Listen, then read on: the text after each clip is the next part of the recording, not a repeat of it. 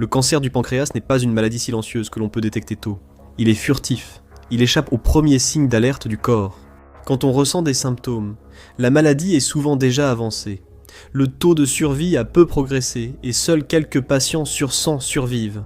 Statistiquement, c'est comme jouer à la roulette russe avec 5 chambres sur 6 chargées. Après des décennies d'échecs, les chercheurs commencent à percer les défenses du cancer du pancréas. Ils l'ont rendu ciblable alors qu'il était intouchable. Ce qu'ils ont trouvé dans ce système furtif change tout. Le cancer du pancréas reste l'une des maladies les plus mortelles. Bien que la médecine ait beaucoup progressé contre les virus et amélioré la survie au cancer, le cancer du pancréas reste une énigme, une forteresse que les médecins n'ont pu percer avec des médicaments. Même avec les avancées médicales modernes, le taux de survie global pour le cancer du pancréas reste faible, très faible. Aujourd'hui, il n'est que de 13%. C'est le plus bas de tous les cancers majeurs. Dans les pays riches, le taux de survie moyen à 5 ans pour tous les cancers diagnostiqués en 2017 était de 70%. Et c'est encore pire, car la plupart des cancers du pancréas ne sont identifiés que lorsqu'il est trop tard. Ils sont déjà métastatiques, au stade 4. En fait, plus de 4 cancers du pancréas sur 5 sont diagnostiqués à ce stade. Le taux de survie pour un cancer du pancréas métastatique à 5 ans, seulement 3% des patients sont encore en vie. Qu'est-ce qui le rend si mortel ? C'est la façon dont agit le cancer du pancréas. Un cocktail parfait entre son emplacement, la réponse immunitaire et sa manière de se manifester. Les tumeurs pancréatiques causent rarement des symptômes perceptibles, notamment en raison de leur localisation profonde. Elles ne deviennent pas visibles physiquement et ne provoquent pas de symptômes que le patient peut ressentir avant de s'être propagé à d'autres organes et parties du corps. Aucun test ne permet de dépister la maladie tôt, car elle évolue vite et discrètement. Les patients ne remarquent souvent les premiers symptômes, tels que la jaunisse et les douleurs abdominales, qu'une fois le cancer propagé, rendant la survie quasi impossible. Le cancer du pancréas neutralise les alertes précoces du corps en raison de sa structure, le rendant presque insensible au traitement.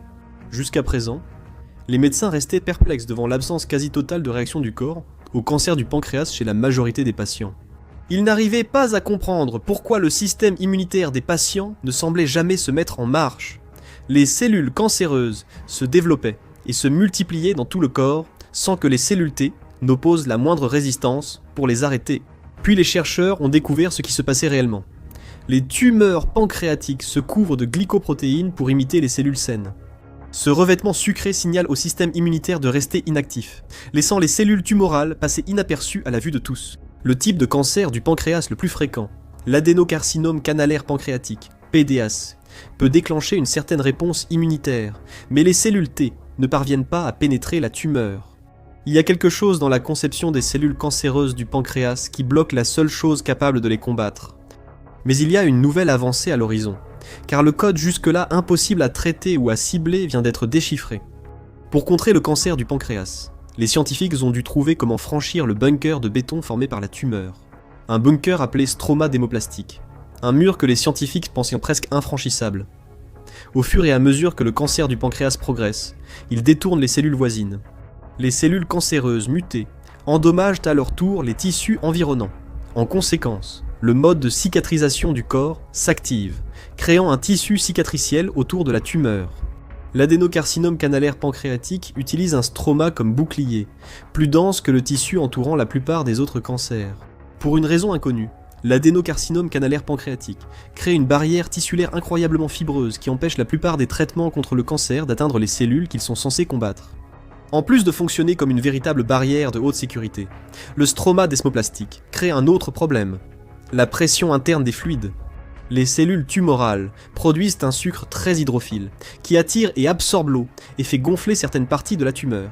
Cependant, la tumeur ne peut ni se vider ni s'étendre à l'extérieur, car le stroma dense la bloque. C'est comme remplir d'eau un ballon enfermé dans une coque en béton. Il ne peut pas se dilater, provoquant une pression sur les cellules et les vaisseaux sanguins. Même si les médecins pouvaient contourner la barrière, la pression du stroma écrase jusqu'à fermer les vaisseaux sanguins qui achemineraient le médicament. À ce stade, la chimiothérapie est vouée à l'échec. Traiter une tumeur pancréatique avec des médicaments revient à lancer des spaghettis contre un mur en espérant qu'il le traverse.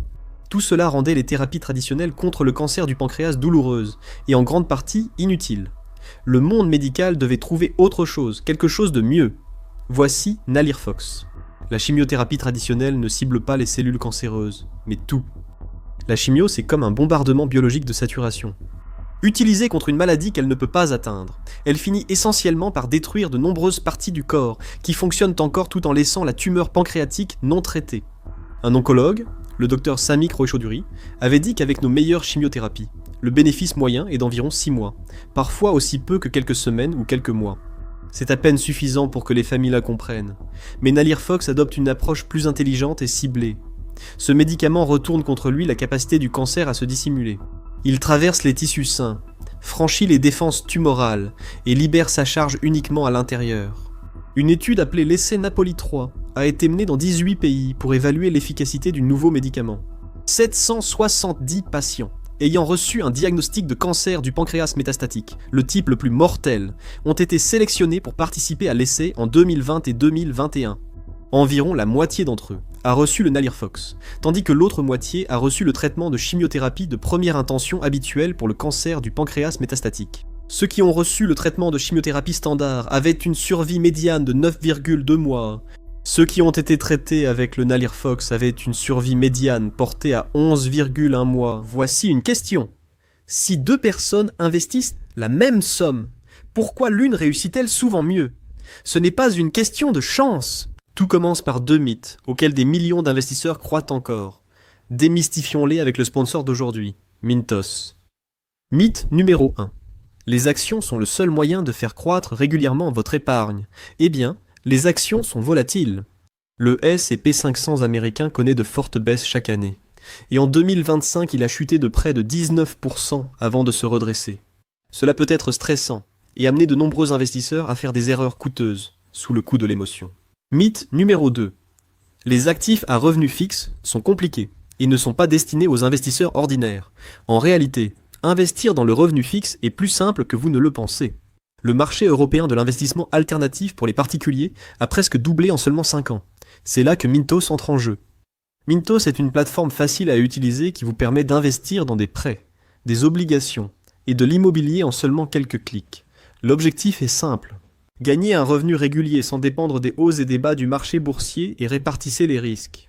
Les prêts sur Mintos ont offert un rendement net annuel moyen de 8,8% depuis 2015, ce qui est supérieur à un compte d'épargne. Mintos a été fondé en 2014 et compte plus de 700 000 investisseurs à travers l'Europe, gérant plus de 800 millions d'euros d'actifs pour les investisseurs.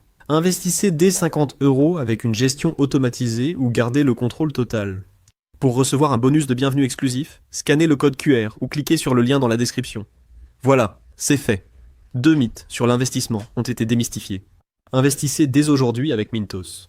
Cela ne semble pas beaucoup pour la plupart des gens. C'est une grande victoire pour l'oncologie. Cela se traduit par une amélioration de 20% de la survie, pour ce qui était considéré comme une maladie presque certainement terminale. Dans le domaine du cancer, c'est une avancée comme on n'en voit qu'une fois par génération. De plus, les patients ont pris le Nalirfox en moyenne 6 semaines de plus que le traitement de chimiothérapie standard, ce qui a permis aux médicaments d'être plus efficaces. En raison de ces résultats, la FDA a fait de l'examen du Nalirfox une priorité. En février 2024, la FDA a officiellement approuvé le médicament, le rendant plus accessible et peut-être plus abordable pour les patients. La FDA ne décide pas des couvertures d'assurance, mais l'approbation d'un médicament par la FDA signifie souvent qu'il est pris en charge par Medicare et Medicaid. Mais Nalirfox n'est qu'une première étape, car après être entré dans la tumeur, les médecins devaient encore affronter un ennemi dangereux et intouchable, un ennemi génétique rendant le cancer du pancréas une condamnation à mort pour la plupart des patients. La structure de la mutation qui a provoqué le cancer lui-même. Environ 90 à 95% des cancers du pancréas sont entraînés par la mutation CRAS. Pendant 40 ans, la science l'a réputé intouchable. Le gène CRAS fonctionne comme un interrupteur qui contrôle la croissance des cellules dans le corps. Dans la plupart des cancers du pancréas, le CRAS avait été d'une manière ou d'une autre basculé en position activée et resté bloqué là en permanence. Les scientifiques avaient identifié la mutation exacte qu'ils devaient cibler. Le problème, ils n'avaient aucun moyen d'y parvenir. Les médicaments se fixent habituellement à la surface d'une protéine, mais la mutation CRAS était si lisse que les scientifiques la surnommaient la boule huilée. Rien ne pouvait s'y fixer. Les médicaments ne pouvaient pas s'y fixer, et tant qu'ils ne pouvaient pas s'y fixer, ils ne pouvaient pas agir contre elle. jusqu'à ce que les scientifiques comprennent leur erreur. Des milliards ont été dépensés pour essayer de trouver un moyen de se fixer à la surface de la protéine. Des décennies de médicaments expérimentaux et d'essais cliniques ont été des échecs totaux. Cependant, une faille cachée dans l'armure dès le début permettait d'atteindre le cœur de la tumeur. La protéine n'avait peut-être pas de crevasse pour fixer des médicaments, mais les scientifiques ont découvert qu'avec les bonnes méthodes, ils pouvaient en ouvrir une. Le problème n'était pas ce qu'il paraissait. Les fonds pour la lutte contre le cancer n'avaient pas été gaspillés. Les scientifiques ont beaucoup travaillé pour identifier les substances capables de tuer les cellules cancéreuses. Le seul problème était que la protéine Cras ne semblait présenter aucune poche pour accueillir les médicaments et délivrer la dose fatale. En 2013, Kevin Schuchat, un biochimiste de l'Université de Californie à San Francisco, s'est concentré sur une mutation spécifique de Cras, appelée G12C. En termes simples, cette mutation transforme la glycine en un résidu hautement réactif. Les scientifiques ont conçu un tas de molécules qui viendraient s'y coller. En le faisant, un phénomène intéressant est apparu.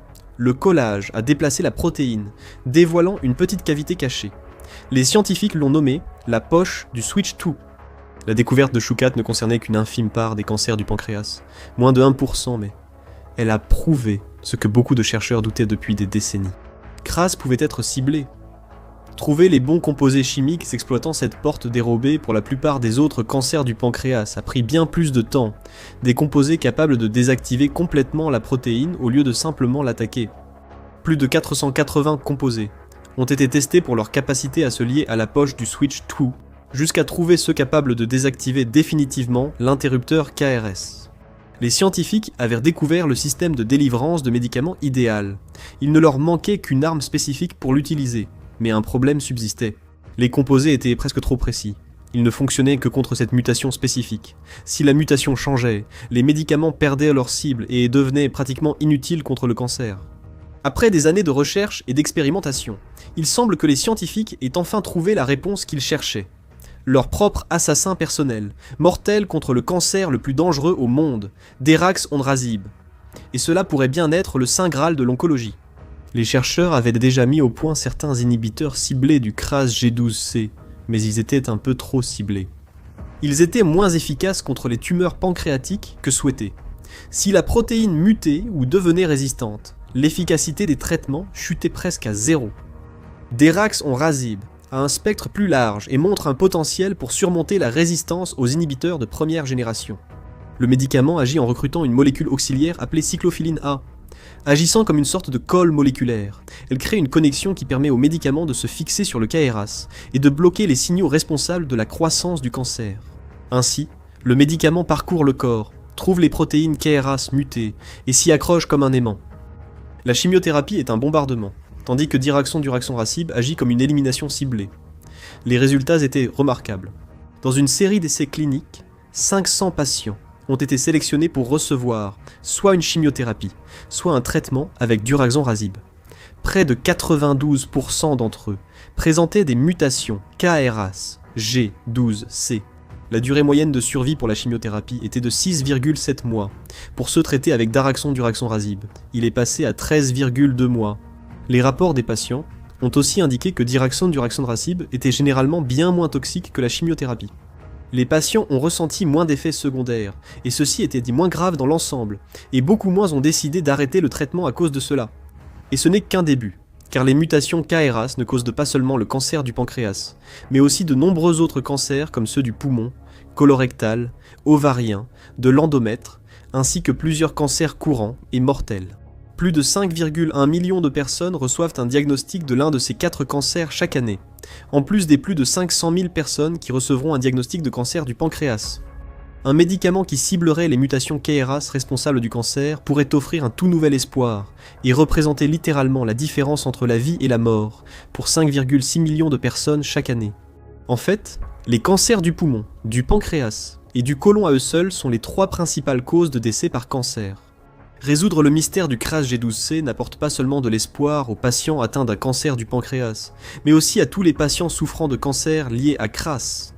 Ce nouveau médicament miracle élimine déjà les tumeurs ciblées, et un avenir encore plus prometteur s'annonce.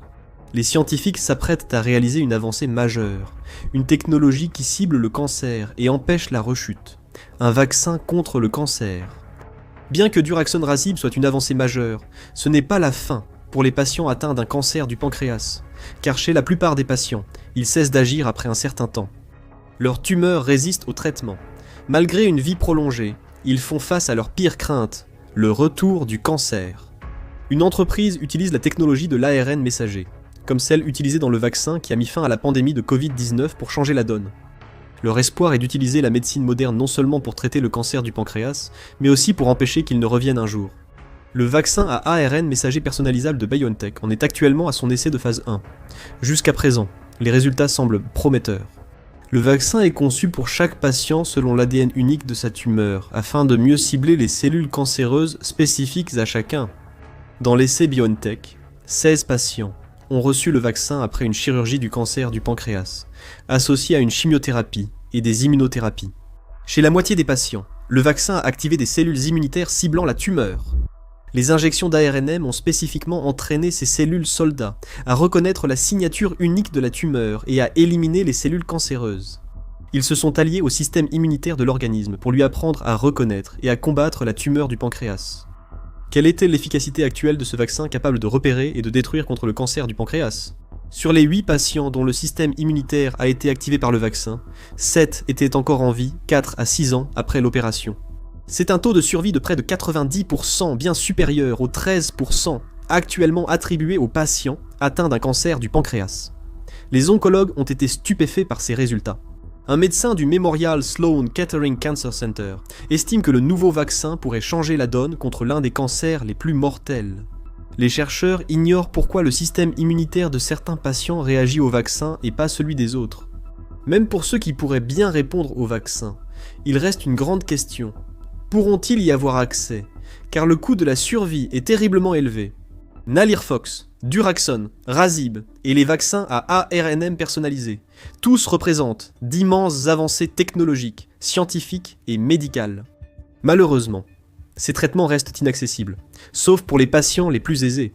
Chaque médicament coûte des dizaines de milliers de dollars par cycle, et les cycles requis pour maintenir une rémission à vie peuvent générer des coûts astronomiques. Nalirfox coûte en moyenne 7 800 $ par cycle. Pour les multiples cycles de traitement nécessaires, cela peut facilement atteindre entre 150 000 et 200 000 $ sur toute une vie. C'est suffisant pour financer un diplôme de 4 ans dans une université privée ou même acheter une première maison dans une région moins chère. Payer un tel montant pour un seul médicament ruinerait la plupart des gens, et avec les autres médicaments, ce serait inabordable. Daraxonrasib n'est pas encore commercialisé, mais une analyse des profits potentiels de Révolution Médecine a montré combien l'entreprise compte facturer ce médicament. Un traitement mensuel serait facturé entre 30 500 et 37 300 $. Le revenu moyen par patient s'élève à 250 000 $. Prendre ces deux médicaments ensemble mettrait déjà le patient moyen atteint d'un cancer du pancréas avec une dette de 500 000 $. Et cela, avant même qu'ils aient envisagé un vaccin à ARNM fabriqué sur mesure. Pour ce vaccin, BioNTech a déclaré qu'après des années de travail, il pourrait probablement faire descendre le prix à moins de 100 000 $ par dose, un montant exorbitant. L'accès à des médicaments potentiellement vitaux sera-t-il accordé à tous les patients ? Ou cela représentera-t-il encore une nouvelle fracture dans le système de santé ? Un monde où l'élite obtient les médicaments les plus efficaces et les meilleures chances de survie, tandis que tous les autres doivent se contenter de payer des sommes exorbitantes pour la chimiothérapie et croiser les doigts. La bonne nouvelle, c'est que la FDA a approuvé un accès élargi au duraxonrasib, en raison de ses premiers résultats prometteurs. Les chercheurs ayant prouvé que KRAS peut être vaincu, les sociétés pharmaceutiques s'empressent de créer leurs médicaments pour exploiter cette faiblesse. En juin 2026, Johnson & Johnson a dépensé 1 milliard de $ pour entrer dans la course au traitement contre les cancers liés à KRAS. Théoriquement, la concurrence entre les grandes sociétés pharmaceutiques devrait faire baisser les prix des médicaments. Mais étant donné que dans des pays comme les États-Unis, de nombreux médicaments restent désespérément hors de portée du citoyen moyen à cause de leur coût, même avec la concurrence, la réalité politique et sociale de ces avancées médicales dans le futur reste à voir. Mais est-ce que tout cela signifie que nous arrivons à la fin de la condamnation à mort qu'est le cancer ? Une chose est certaine, nous vivons une nouvelle ère scientifique en oncologie, où plus aucune mutation n'est inaccessible, et où des maladies autrefois incurables peuvent désormais être traitées. Elle représente simplement un nouveau défi à relever. Les nouvelles méthodes développées pour traiter les mutations de KRAS peuvent être appliquées à de nombreuses mutations et protéines autrefois invincibles. La seule chose qui est condamnée, ce sont le terrible taux de survie de 13% du cancer du pancréas. Selon les essais, les patients traités avec ces nouveaux miracles médicaux ont presque doublé leur espérance de vie après un diagnostic de cancer du pancréas. Même les patients atteints d'un cancer du pancréas métastatique ont vu leur risque de décès réduit de 60%. Mieux encore, la qualité de vie des patients s'est également améliorée. Les effets secondaires plus légers du duraxon-razib signifiaient que ces patients gagnaient plus que quelques mois de plus. Ils gagnaient en qualité de vie et en temps avec leurs proches. Et la seule chose qu'ils devaient faire était de prendre 3 comprimés une fois par jour. Les familles qui auparavant n'espérèrent que quelques mois de plus avec leurs proches grâce à une chimiothérapie pénible ont désormais un nouvel espoir. L'espoir, c'est qu'ils puissent passer de plus d'1 an à plusieurs années avec leurs proches après un diagnostic de cancer du pancréas. Certains espèrent même une guérison totale du cancer pour leurs proches. La communauté médicale s'est rassemblée pour littéralement donner une nouvelle vie aux gens, et le rêve c'est que ces avancées ne s'arrêtent pas au cancer du pancréas. Décrypter le code considéré comme impossible à cibler pourrait être la première étape pour traiter certains des cancers les plus mortels que le monde ait jamais connus. Les nouveaux médicaments en développement pourraient sauver chaque année assez de vies pour remplir une grande ville. Qui sait quel miracle la médecine réserve encore? De telles avancées font gagner du temps, sans stopper l'inévitable. Ceux qui y font face au quotidien en tirent des leçons inattendues. Découvrez ce que les médecins souhaitent que leurs patients sachent sur la mort ou regardez cette vidéo.